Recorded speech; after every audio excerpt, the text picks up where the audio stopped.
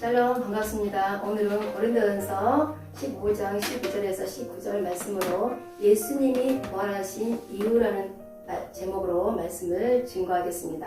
사도 바울은 육신의 부활을 부인하면 예수의 부활도 부인하는 것이다 이렇게 말했고, 그리스도의 부활을 믿지 아니하면 너희의 믿음도 헛것이다.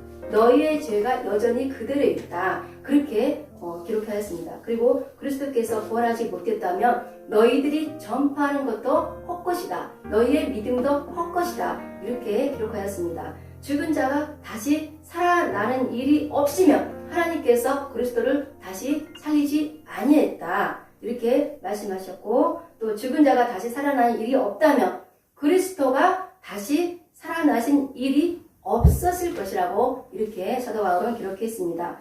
바울의 부활 사상은 육은 악하다고 생각하지 않고, 인간의 부활이 육체는 썩고 영만 살아남는 것이 아니고 육과 영이 모두 부활한다는 그런 사상을 가지고 있습니다.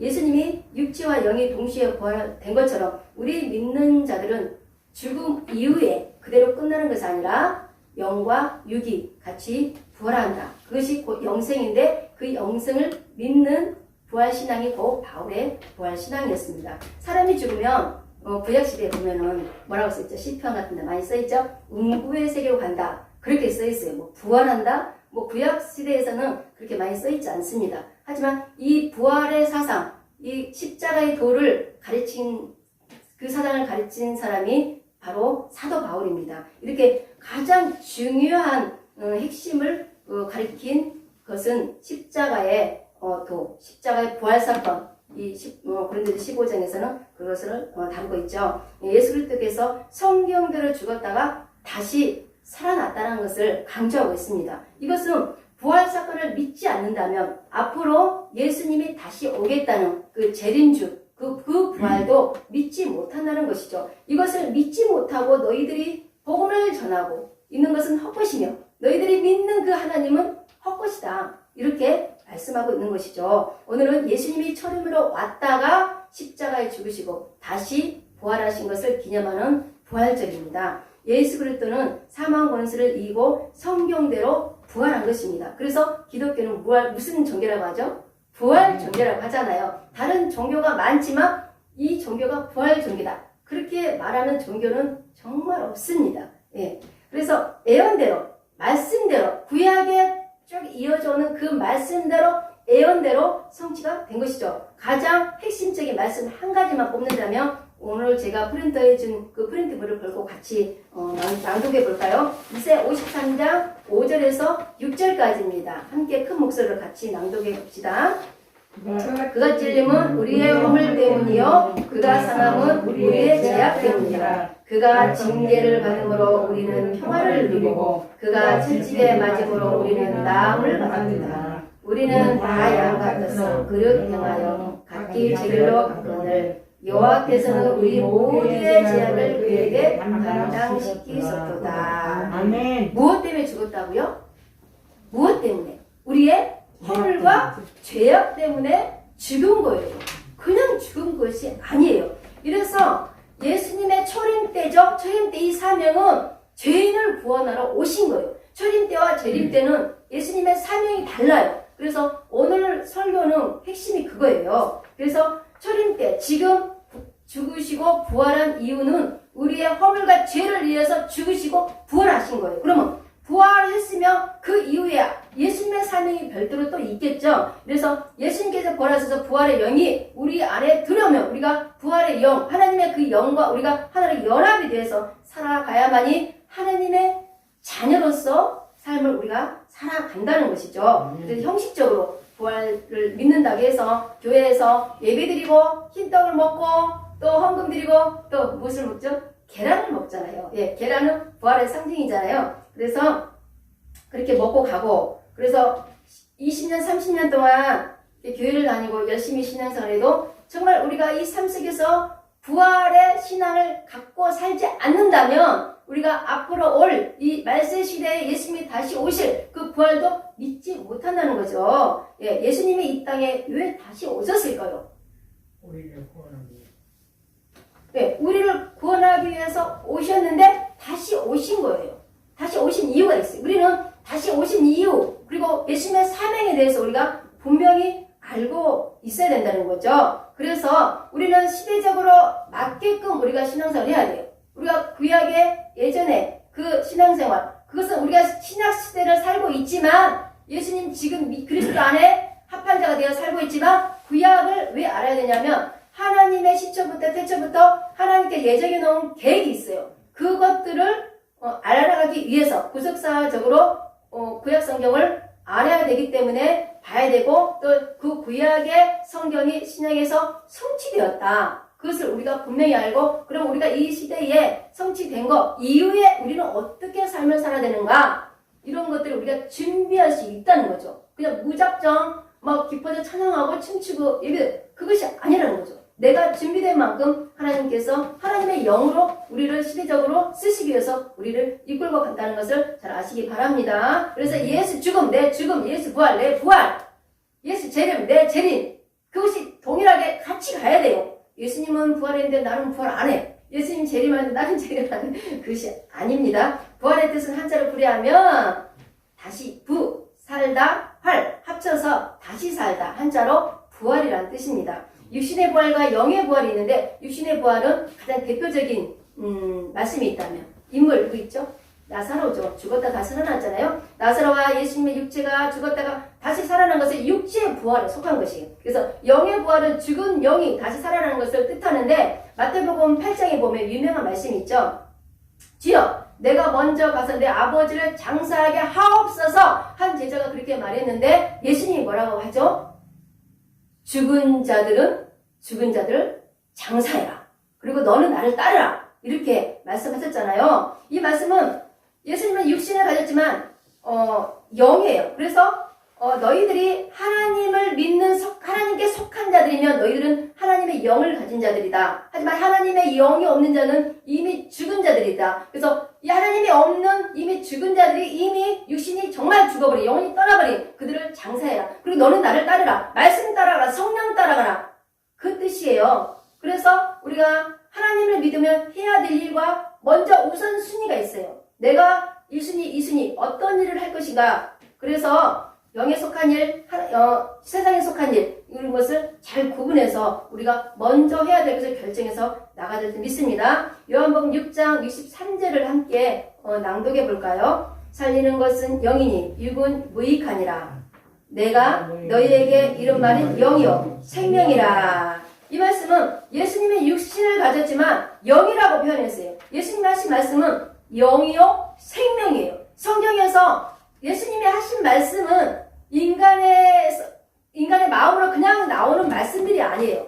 하나님의 영을 입어서 영체가 육신을 입어서 우리 인간의 몸으로 오셨기 때문에 예수님이 하신 모든 말씀이 영이고 생명인 것이에요. 그런데 예수님의 제자들, 그곳에 있었던 유대인들은 예수님을 몰라보죠. 예수님이 하나님의 신인지를 몰라보는 거. 그냥 인간의 몸으로 오셔서 힘이 없는 그런 한 인간의 모습으로 바라보는 거. 유대인들은 지금도 메시아를 기다려요. 구약의 칼을 잘 썰고 전쟁에 능한 누구죠? 다윗 왕이 통일하고 이뤘잖아요. 다윗같이 능력 있는 자가 다시 메시아로 와서 우리를 건져주겠거니 하고 기다리는 거예요. 그래서 지금도 예수님을 믿지 않는 거죠. 부활도 믿지 않는 거죠. 하지만 예수님을 율법적으로 너무너무 하나님을 잘 섬기는 거죠. 구약시대에 하나님이 인정하지만 신약시대에 예수님을 진짜 하나님으로 인정하지 않는다는 거죠. 그것이 문제이죠. 예수님을 영접하면 예수님의 영과 우리가 하나가 돼야 돼요. 그래서 우리가 하나로 연합되지 못하면 자꾸 세상의 방법, 하나님의 방법 가운데 우리가 결정을 못하고 세상 속에 속한 자로 살아갈 수밖에 없어요. 세상 논리와 하나님의 논리는 분명히 다릅니다. 세상의 법칙과 한 나라의 법칙은 분명히 다릅니다. 그래서 우리가 하나님의 영으로 살아가려면 하나님의 자녀로 살아가려면 어떻게 됩니까? 하나님의 영의 지배를 받아야 돼요. 그게 하나님의 속한 자예요. 우리가 가정에서 자녀가 부모에게 지배를 받고 직장에 가면 사장님 대표한테 지배를 받고 또 학교 가면 선생님께 지배를 받고 학교의 그 법도에 지배를 받아요. 그래야 학생이 되고 직장인이 되고 또 한 부모의 자녀가 되는 거예요. 그런 것처럼 우리가 하나님의 영의 지배를 받아 살아갈 때 하나님의 자녀가 되고 성령을 따라가는 삶을 살아가는 거예요. 하나님을 열심히 믿어. 교회를 열심히 다녀. 근데 하나님의 영의 지배를 받지 않으면 우리는 개가 토한 것을 다시 먹는 것처럼, 또 돼지 우리 속에 우리를 건져서 주인이 목욕을 깨끗하게 시켰는데 다시 우리 속에 들어가서 똥 속에 굴러다니는 돼지처럼 우리는 다시 세상에 속한 자로 그 어둠과 더러움 속에 속해서 세상의 논리로 살아간다는 거죠. 우리가 창세기 6장을 보면 하나님의 아들들이 사람의 딸들을 좋아해서 그들을 자신의 아내로 삼을 때 어떤 일이 벌어졌습니까? 여호와 하나님께서 그들에게 영원히 너희와 함께하지 않겠다. 하나님의 영이 떠나버려요. 하나님의 아들들이 누구입니까? 셋 족속이에요. 셋 족속, 후손들. 근데 하나님의 딸들은 아벨을 죽인 가인은 죄인이죠. 하나님이 죄인도 사랑해서 살려줬잖아요. 그 가인의 후손들이 딸들이에요. 그래서 하나님의 영을 받아서 하나님의 계보를 이어오는 그 아들들과 전혀 하나님과 상관없는 계보, 죄인의 계보, 그냥 살려주기만 한 그 계보, 그들과 합쳐서 사랑해서 연합해서 하나가 이루는 거. 그때 하나님께서 한탄하시고 기뻐하지 않으시고 하나님 영이 떠나버려요. 하나님 영은 뭐예요? 버린 거예요. 그때 육신이다 그래요. 육신은 뭐예요? 죽은 자. 예수님이 육신은 죽은 자라 했잖아요. 그래서 하나님의 영이 떠나버려요. 우리도 하나님께 속한 자라고 기도하고 하나님 말씀 읽고 교회 열심히 다니지만 하나님의 영을 떠나버리면 우리는 죽은 자랑 마찬가지. 죽은 자랑 마찬가지. 그래서 우리는 항상 내가 하나님 믿으면서 하나님의 영에 속한 자가 하나님의 영의 지배를 받아 살아가고 있나? 항상 성령 안에서 24시간 내 안에 있는 이 영과 함께 대화하면서 친밀한 하나님의 성령께서 내 안에 역사하는지를 자꾸 감찰하고 또 느껴보고 또 인식을 해야 돼요. 아무 인식도 없이 교회를 다니는데 육은 뭐라? 죽은 자라 했잖아요. 예, 죽은 영을 가지고 하나님을 믿지 말라. 그 뜻이죠. 우리는 또 성령의 지배, 하나님께 순종하는 그런 영을 받은 자로 살아가려면 예수 그리스도가 누군지를 분명히 알아야 됩니다. 예, 예수라는 뜻은 무슨 뜻이죠? 구원자. 구원자는 쉽게 말하면 우리 수아 아세요? 수아는 구원이 이거예요. 그래서 다 잊어버렸는데 구원은 쉽게 말하면 물속에 빠진 사람을 누가 건져줬어. 그럼 구원이에요. 그럼 빚에 10억에 찌들려 너무 힘들어. 그러면 누가 빚을 딱 탕감해 주던가 갚아줬어. 그럼 구원받은 거예요. 네. 그런 것처럼 예수님은 우리 육적인 문제뿐만 아니라 우리 영혼의 문제, 구원의 문제까지 구원시키기 위해서 오신 구원자예요. 그리스도는 기름 부음 받은 자. 기름 부은 자는 뭐예요? 구약시대에 보면 왕과 제사장 선지자에게 기름 부었잖아요. 기름 부은 자들이 하나님 일을 하는 거. 하나님의 영을 받아 하나님 일을 선포하고 가리키고 하나님 배운 자로 있는 거예요. 근데 예수 그리스도는 기름 부은 자는 구원의 일을 위해서 기름 부은 받은 자이기 때문에 왕과 제사장과 선지자 이 삼중직을 다 함께 감당하러 이 땅에 오신 자입니다. 이것을 유대인들은 볼 수가 없는 거예요. 왜? 영의 눈이 가려져 있어요. 우리 수건으로 이렇게 가려져 있으면 앞에 이 사람이 안 보이잖아요. 하나님 열심히 믿어. 밥 먹을 때도 손 깨끗하게 씻고 모든 율법 깨끗하게 다 지켜요. 그런데 진짜 하나님의 영체 실체 그 예수님을 볼 수가 없는 거예요. 영의 눈이 가려져 있는 거예요. 그래서 우리는 우리 영을 바라볼 수 없도록 가리고 있는 그것들을 다 벗겨내야 되겠죠. 그래서 우리가 참 신앙이 어떤 신앙일까요? 그냥 열심히 봉사하고 저도 평신대 때는 전도왕이었답니다. 무료급식도 교회에서 7년 8년 했고 노방전도 10년씩 하고 얼마나 기도를 많이 했는지 정말 교회 지하에서 항상 기도했어요. 새벽 예배 다니고 밤 기도하고 그것이 참 신앙일까요?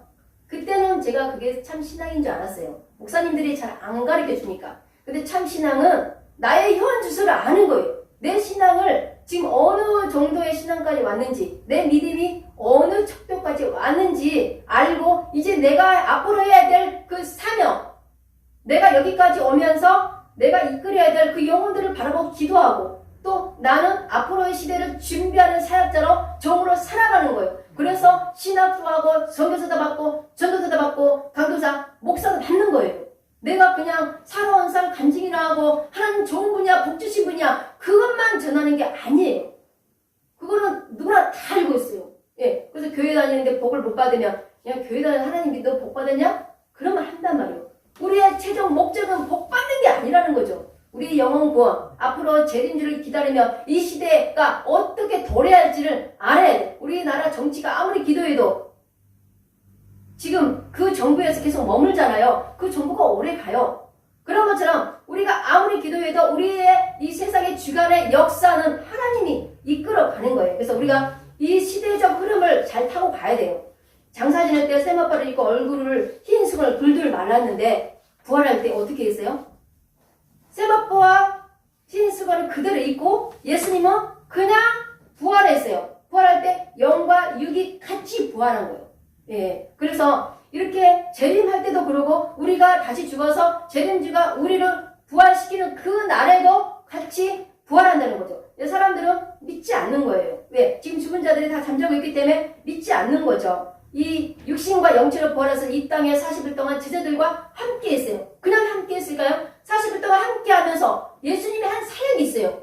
누구한테 나타났습니까? 첫째, 베드로에게 나타났어요.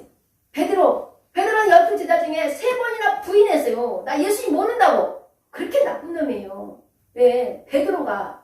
왜? 그 베드로에게 나타났어요. 그리고 12 제자에게 찾아왔어요. 그 다음에 이 야고보에게 찾아왔어요. 그 다음에 누구한테 찾아왔을까요?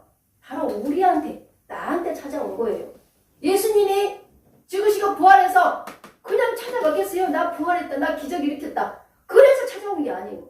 예수님이 이 땅에 너희들이 해야 될 사명이 있다. 너희들이 정말 이 땅에서 내 대신에 해야 될 사명이 있기 때문에 우리한테 찾아온 거예요. 가장 믿지 못하고 예수님을 부인했던 그 죄인 베드로에게 먼저 찾아왔죠. 우리에게 찾아온 이유는 사도행전 1장 8절 누구나 다 알죠. 오직 성령이 너희에게 임하시면 너희가 권능을 받고 예루살렘과 온 유대와 사마리아와 땅끝까지 이르러 내 증인이 되리라. 여기서 너희에게 성령이 임하시면 이거 뭐예요? 그냥 교회 오자마자 전화라 그게 아니에요. 성령이 임하시면 성령을 받아라. 하나님의 영을 받아라. 그러면 너희에게 전할 능력을 주겠다. 예수의 능력, 예수의 권세, 예수의 말씀, 너희들이 해야 될 행할 일을 지시하고 가르쳐 주겠다. 그 성령의 영의 지배를 받아서 말씀을 증거하고 하는 일도 사역을 해야 됩니다. 그래서 너희가 그것이 권능을 받는 거예요. 그 다음에 예루살렘, 온 유대, 사마리아 땅끝. 이것은 우리가 진짜 사마리아까지 가고 예루살렘까지 가고 온 유대 그 밖에 보이는 그 땅까지 가는 것도 중요하지만 보이지 않는 땅, 우리 이웃, 우리 가족, 우리 형제, 우리 옆집, 이 지역, 이 보이지 않는 다 예루살렘, 유대, 사마리아의 땅이에요. 그래서 먼저는 너희에게 성령이 임하시면 이 임하시면이 가장 중요해요. 그래서 교회를 나와야 되는 거예요. 내가 교회를 나오지 않고 하나님 어떻게 전해요? 맨날 나쁜 것만 전하는 거예요. 목사의 나쁜 거, 교회 나쁜 거, 기독교 나쁜 거. 예, 성령이 임하지가 않기 때문에. 성령이 임하면요, 그 말 한마디 했다가 그날 곧바로 하나님이 그 성령이 회개를 시켜요. 내가 입술로 범했구나. 판단하지 말아야 돼. 비판하지 말아야 돼. 내가 다시 내 죄의 속성이 다시 올라올 때 성령이 나를 또 지배해서 너 왜 그런 말 하냐? 우리에게 속삭이는 거예요. 그게 성령의 사람이에요.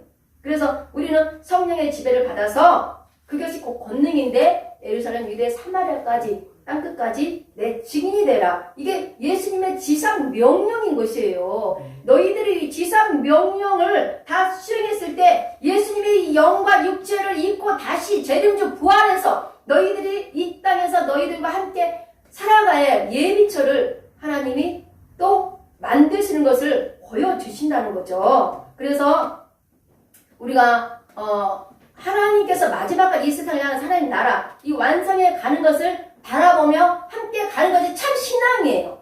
그 예수 믿고 복 받은 거 막 우리 교회 와 복 받아 그런 얘기로 이제는 전도를 안 했으면 좋겠습니다. 성경 전체를 보면 예수 그리스도에 관한 말씀이에요. 구약 성경에서는 무엇입니까? 예수 그리스도가 오시리라. 신약 성경에서는 예수 그리스도가 오셨다. 이미 성취된 거죠. 그리고 계시록에서는 예수 그리스도가 초림으로 오셔서 이제 죽으시고 다시 오시리라. 이 예언서예요. 그래서 쉽게 말하면 구약에 관련했던 그 묵시가 신약에서 열린 거예요. 계시된 거예요. 이 계시된 말씀 중에 계시록의 몇 장까지는 지금 이 시대에 왔잖아요. 그래서 이 시대적으로 열린 눈을 가지고 열린 영을 가진 자만이 그 시대적 흐름을 쫓아가는 거예요. 하나님이 예비한 그 땅, 하나님이 예비한 그 일 함께 동참해가며 복음을 증거하는 거예요. 시대적으로 보면 하나님께서 태초 에덴 동산에서 하나님과 함께 살도록 사람을 창조하셨는데 그것이 어디입니까? 땅이에요. 지상 낙원. 땅에 땅. 예, 그 에덴 동산이잖아요. 네 줄기의 생수의 강이 흐르고. 예, 구약 시대는 성과 하나님의 시대인데 이거는 율법 시대. 성과 하나님이 일하셨던 시대는 율법 시대. 예, 그리고 그때 율법 시대의 예언서가 뭐냐면 너희에게 메시아 구원자를 보내주겠다. 그 예언서예요. 예, 그리고 신약 시대에는 성자 예수님의 시대. 이게 복음 시대. 복음 시대에는 어떤 말씀입니까? 너희에게 성령 보혜사를 보내주겠다. 이거예요. 그런데 진짜 이루어졌죠. 그 약속대로 오순절 마가 다락방에 성령이 임해서 이제 은혜, 성령 강림의 은혜의 시대가 열린 거예요. 그래서 복음이 확산된 거예요. 로마까지, 전 세계까지 복음이 확산된 거예요. 이렇게 성령 보혜사가 임한 것을 기록한 것이 어디입니까? 사도행전이잖아요. 사도행전에서 요한계시록까지가 성령 보혜사가 하실 그 성령의 약속이에요.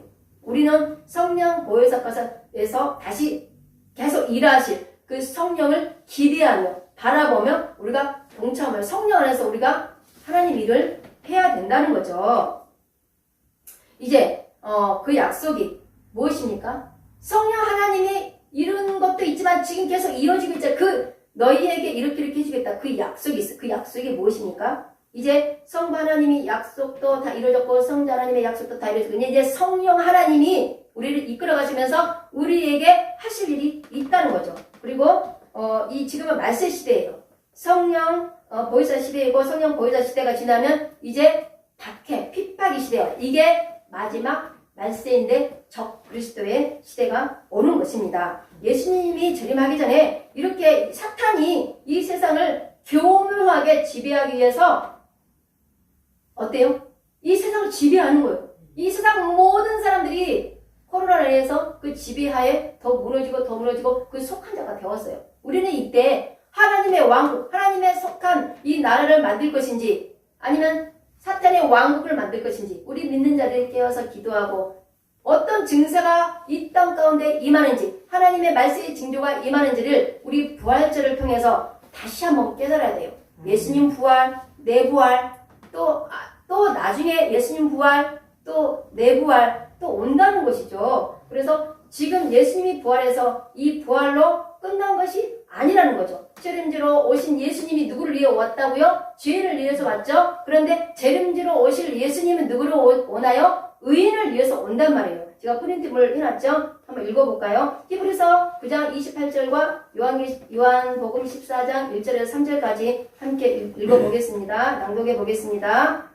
히브리서 9장 28절 이와 같이 그리스도로 많은 사람의 죄를 감당하시려고 단번에 들이신 바 되셨고 구원에 이르게 하기 위하여 죄와 상관없이 자기를 바라는 자들에게 두 번째 나타나시리라. 이게 죄와 상관없이 자기를 바라는 자들, 자기를 사랑하고 자기를 섬기는 자들, 죄와 상관없이 사는 의인들을 위해서 이렇게 재림주가 오신다는 거죠. 요한복음 14장 1절에서 3절까지 낭독하겠습니다. 너희는 마음에 근심하지 말라. 하나님을 믿으니 또 나를 믿으라. 내 아버지 집에 거할 곳이 많도다. 그렇지 않으면 너희에게 일렀으리라. 내가 너희를 위하여 거처를 예비하러 가노니 가서 너희를 위하여 거처를 예비하며 내가 다시 와서 너희를 내게로 영접하여 나 있는 곳에 너희도 있게 하리라. 아멘. 이 말씀은 믿는 자들에게 주시는 말씀인데 그 의인을 구원하기 위해서 오신다는 뜻이에요. 하리라. 너희는 근심하지 마라. 응?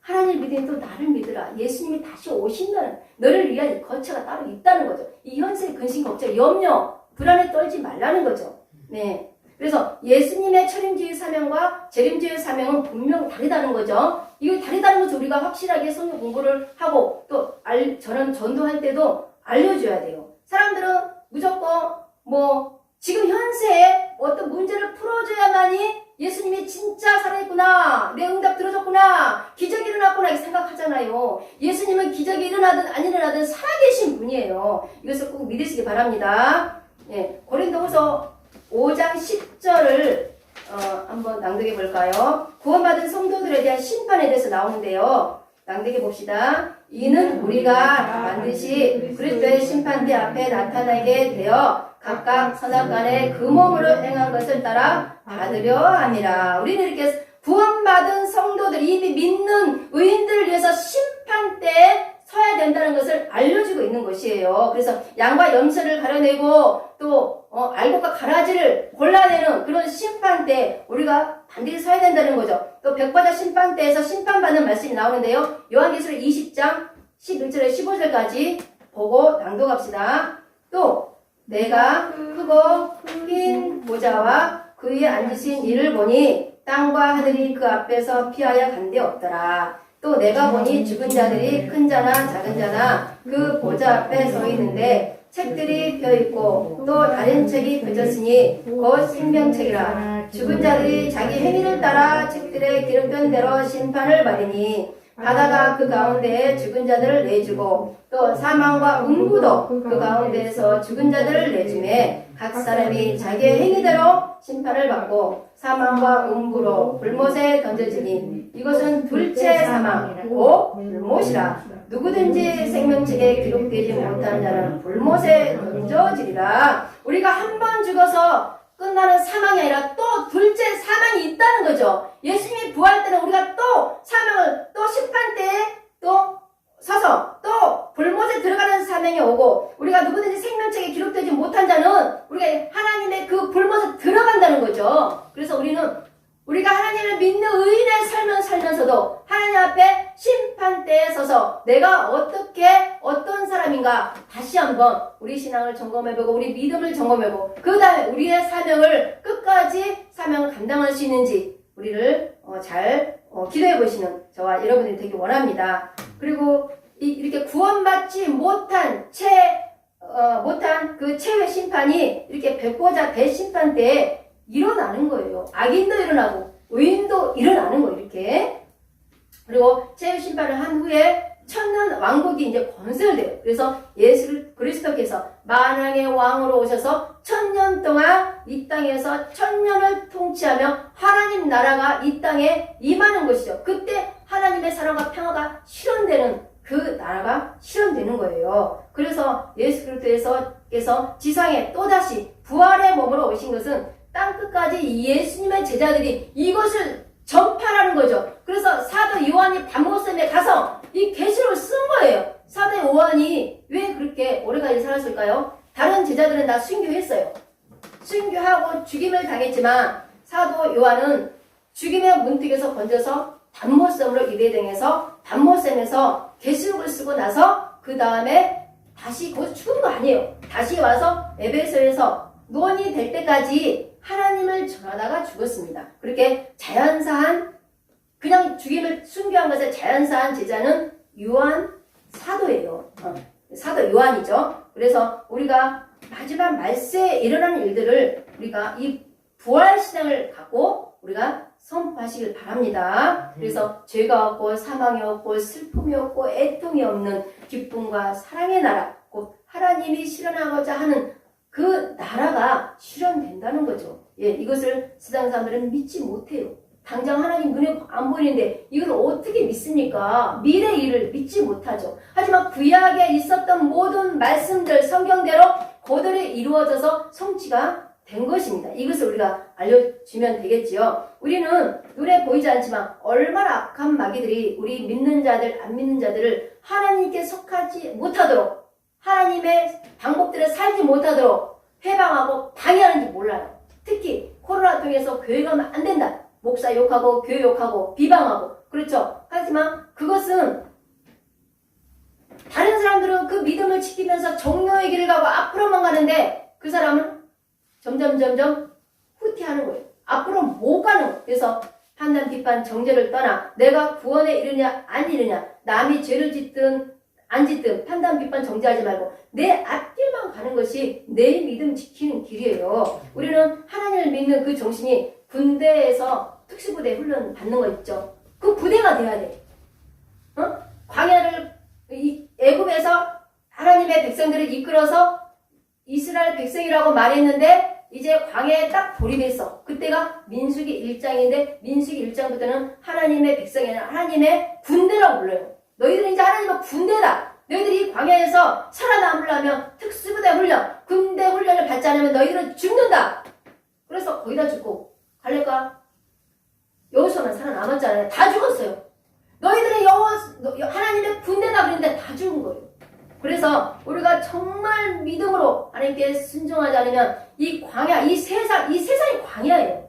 다 죽는다는 거죠. 그래서 우리는 깨어큰 시점에 기도하며 어느 누구보다도 훈련받는 특수부대 훈련이 되어서 내가 먼저 요단강 건널 때 제사장은 먼저 말씀 갖고 제사장이 먼저 건너잖아요. 그게 레인들이에요. 예, 말씀을 가지고 가는 사람들. 예, 지금 시대는 꼭 레인이 아니어도 말씀으로 먼저 발을 디딘 자, 먼저 지도자, 멘토, 그들에게 성령의 능력을 부어주셔서 많은 사람들이 이끌어갈 수 있도록 하나님이 세우시는 것입니다. 그래서 지금 아픔과 훈련과 연단과 이 고난이요 공짜가 아니라는 거죠. 나중에 분명히 지도자가 세움받고 헌일할 수 있도록 예수님의 제자 훈련시키는 과정이라는 거죠. 그래서 희망을 가지시고 기쁨을 가지시고 어려운 가운데서도 날마다 주님을 찬양하고 경배드리는 삶, 그것이 가장 중요합니다. 그것이 곧 예수님 부활, 내 부활이에요. 예수님은 부활해서 이스라엘 모든 사망 권세 이기시고 어둠을 가져갔는데 우리가 어둠 속에서 맨날 환경이 어렵고 물질이 없고 그래서 슬픔과 어둠 속에서 기도하는 거예요. 이제 이거를 끝내라는 거죠. 내가 아무리 기도한다고 돈을 많이 줍니까? 내가 집 한 채 필요해서 하나님 아파트 한 대 주세요. 줍니까? 안 주잖아요. 그냥 주님을 경배하는 삶, 주님을 사랑하는 삶, 주님을 성축하는 삶, 그것은 이 땅의 삶이 아니에요. 제 3차원 눈에 보이는 3차원 삶이 아니라 눈에 보이지 않는 이 4차원의 영성의 세계를 바라보며 하나님을 사랑하는 삶이에요. 그래서 우리가 하나님을 사랑하는 삶, 곧 부활 신앙의 소망을 가지고 살아가는 삶인 것을 잘 아시기 바랍니다. 오늘 말씀은 이걸로 마치겠습니다. 즐겁다.